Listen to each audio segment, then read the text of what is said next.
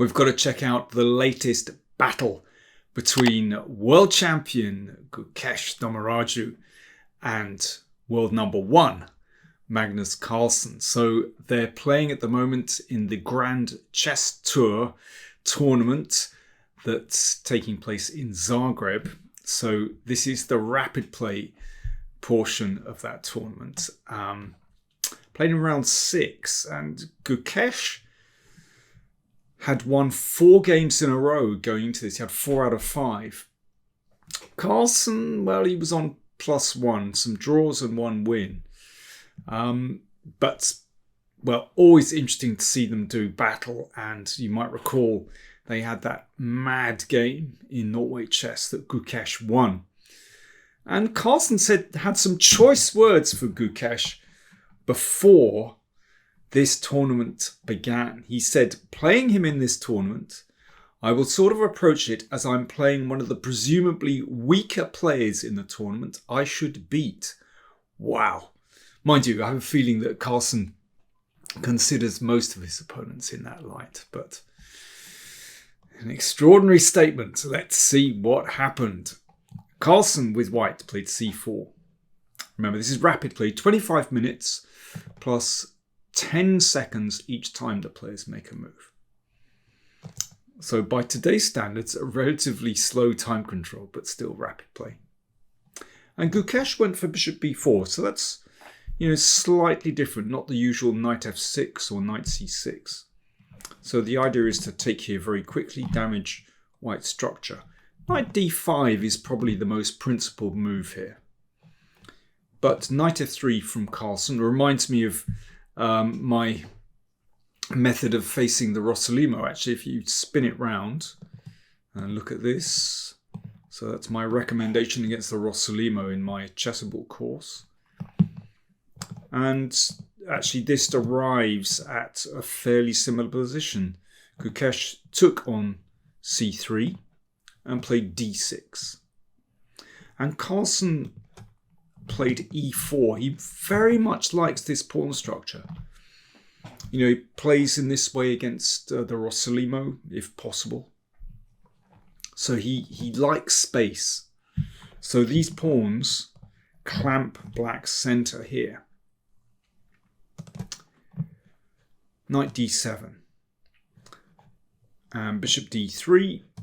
So supports this pawn.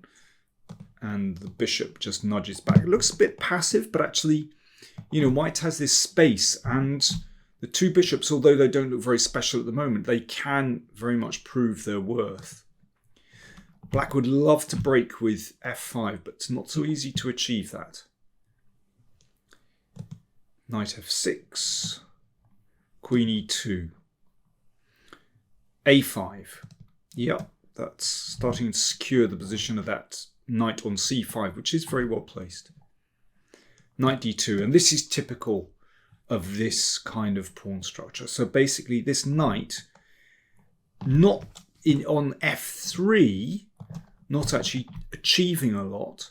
What it wants to do is reach either e3 or g3 to look at the outposts on d5 and f5. So the knight starts its journey, absolutely typical. So it'll bounce around to f1 and maybe come to e3. And now Gukesh played a very strange move, g6. So he was perhaps looking to play knight h5, but he admitted after the game that he basically got this wrong. And the knight really doesn't achieve much on h5 in this position. He played bishop e6 instead. He said he messed things up. He mixed things up. Bishop g5 from Carlsen. So typical of Carlsen's strategies, actually, from not just, here in this opening, but in other openings as well. Basically, we've seen him employ this method before. If you think of the Spanish, Carlsen loves to play bishop g5, and to provoke this move g5, you can see that now that black has played g5, the f5 square is weakened. So f3 protects this pawn so that the knight can now come to e3. which looks at d5 and crucially that f5 square as well. So it's very hard for black to achieve this f5 break. And having provoked g5, it can be very interesting for white. At some point, obviously not immediately because the bishop is hanging, to play h4 to open up the king side. Knight f4 hits the queen, and queen d2. So Gukesh has something of a dilemma here. Where should the king go? On the queen side, doesn't look great because b4 is coming and it's possible for white just to get going straight away with an attack. Likewise, castle's king side runs into h4, so it doesn't look very comfortable. White has an easy attack. So for the moment, Gukesh has to keep that king in the middle. So that's a little bit problematic. Position's closed at the moment, but at some point, the king will have to make a decision. King side or queen side? Or does it risk staying in the middle? b5 from Gukesh. He somehow needs play. He needs to break things open. Of course, if that's taken, then black has play. Maybe a knight check. And queen takes b2 as well. That's at some moments. Yeah, even that moment. So Carlsen plays knight d5. Hits the outpost. Yup, you have to think of it as a typical Rossolimo, actually. Black cannot live with the knight on d5. It has to be exchanged off. It's too dangerous. And of course, knight takes. And now the bishop is trapped, so that's why bishop takes had to be played. And then c takes d5. So we've got a situation where we have two bishops fighting against two knights. And you might think that in a closed position, very often knights are said to be better than bishops, but this is different. When the side with the bishops has a space advantage, very often those bishops are stronger than the two knights. You know, you have to ask yourself, are these knights stable on these squares? Well, that knight might be pushed away with b4. And this knight could well later on be pushed away with g3. So this is black's problem. And the king is the problem as well. You know, where does that go? Knight h5 played by Gukesh. And he wasn't too happy with that move after the game and suggested perhaps this. But even here, I like white's position because, there is tension here, which black doesn't like. White can decide, when and how to exchange. And also maybe a3, perhaps preparing b4. And very often this pawn can turn out to be weak, actually. So, white is definitely better here. Gukesh played knight h5, but this retreat really doesn't help black at all. In many ways, the bishop wants to be on this diagonal, looking at the knight, but also perhaps coming to e3 to put some pressure here. King f8. So now Gukesh commits. Carlsen played g3. That's very typical of his play. He's basically just restricting that knight. He could have played h4 straight away. And if g4, then bishop e3 and castle's queen side. This is really dangerous for black. White at some point would like to play one of the rooks to the f file, perhaps take here and plonk the rook on f5. Looks really dangerous. Or maybe even play f4. But g3 played, so still very nice for white. Bishop e3, so there's potential pressure. Rook g1, so Carlsen might be angling for h4, maybe even sometimes f4, but h4 certainly. The knight came back. And h4, that's got to be the move, but Carlsen didn't do it. if g4, then that can be taken. And queen g2, and this is really nice for white. And if, let me see, knight takes g4, castle's queenside, and yes, I want to play the rook to f1, double on the f file. It looks really nice for white. But Carlsen played in another way. He went for b4. Also very interesting because he spied that this pawn is weak. Exchange, the knight came to a4 and he played bishop d3, simply targeting that pawn on b5. And well, it could be that he turns back to the king side in a moment. Here is where, I mean, I think this is a critical moment in the game, actually. Okay, time for me to have a drink, time for you to have a think. How should Gukesh, or how did Gukesh play in this position? He's got a very difficult position as black. But how did he make the most of his chances? Now, for those of you that play the Sicilian Kalashnikov, then you might like to think of an idea that's very common. A strategic idea that's very common in that opening. Okay, cheers. Black to play.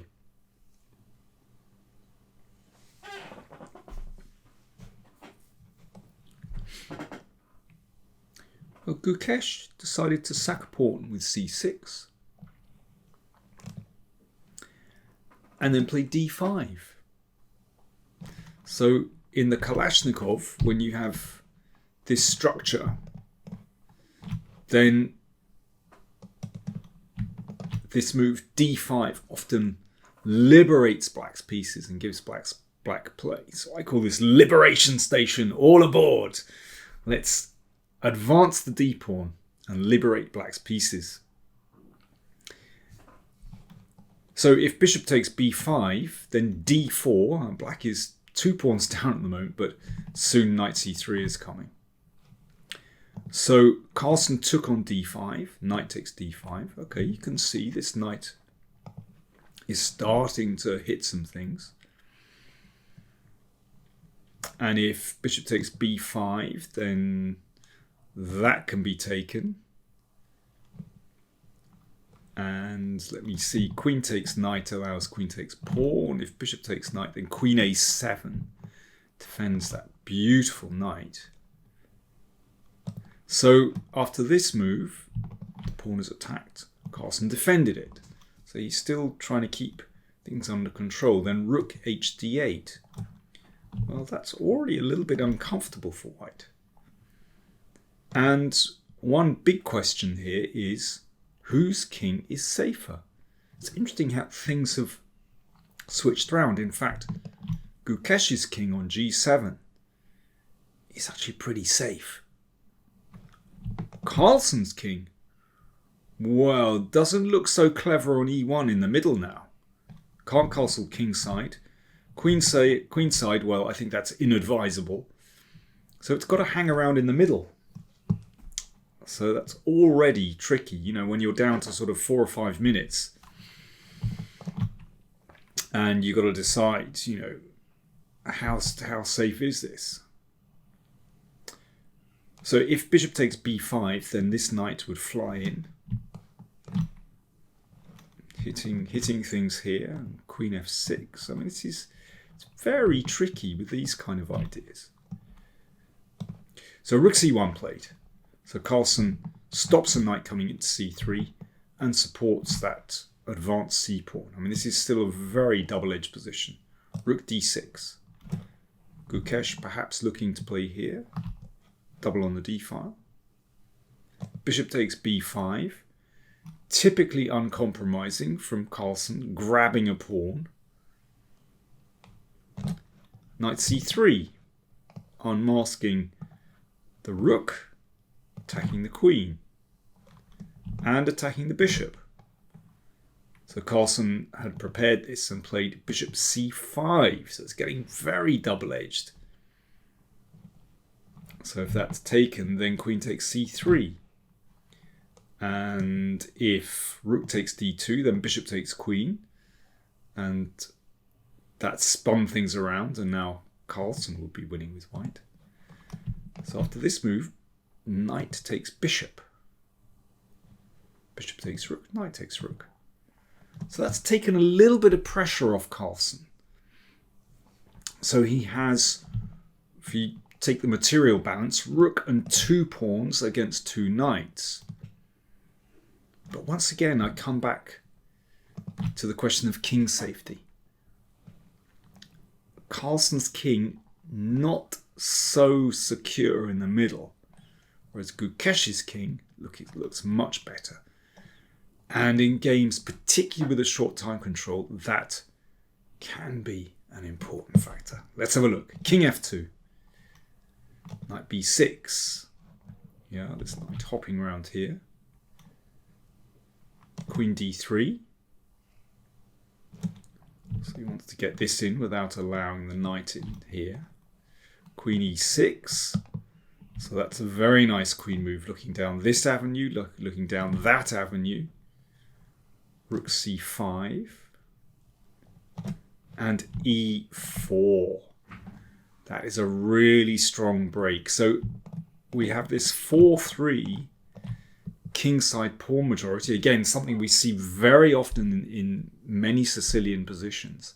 And very often, I'm sure you'll know that once this pawn majority gets rolling, then white's king is often in trouble. And that's what happens here. Queen d4 check. King g8. Rook d1, hitting the knight. And now an excellent move from Gukesh.